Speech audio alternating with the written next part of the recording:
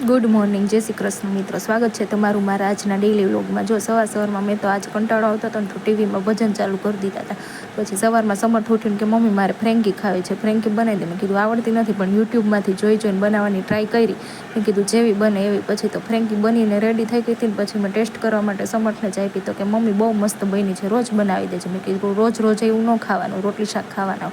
પછી તો જો રેડી થઈને વહી ગઈ હતી ડ્રેસિંગ સામે જોવા માટે કેવી લાગુ છું ને એ જોતી હતી હું જોઈને. પણ મેં કીધું બરાબર જ લાગુ. પછી તો આપણે કરી નાખી, આજે ટાઈમ હતો ને તો રીલ્સ શૂટ કરી નાખી છે. રીલ્સ કે જોતા આવજો બધા કેવી બની છે ને એ પછી મને કોમેન્ટમાં કહેજો.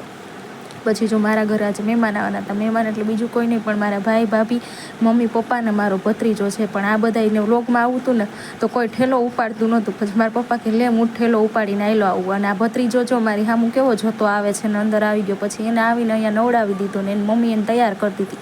મને તો એ એટલો ગમે ને તો હું એની સામું જ જોયા રાખતી હતી ને એને લઈને જ બેઠી રહી હતી. આજ મને એ આવી ગયો પણ તો કંઈ કામ કરવાનું નહોતું ગમતું ને એને તેડીને જ આટા મારતી હતી.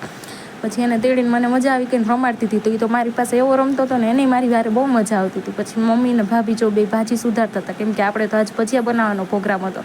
હું તો જીયાનને લઈને બેઠી જ રહી હતી. એ બે કામ કરતા હતા. પછી મેં કીધું લાવો હવે હું કરું, તમે બે બેસી જાઓ. મેં કીધું તમે જીયાનને રાખો, મારા ઘર તમે મહેમાન થઈને આવ્યા છો એટલે હું ભજીયા બનાવવા વહી ગઈ ને આપણે તો ભજીયા બનાવવાનું ચાલુ કરી દીધું.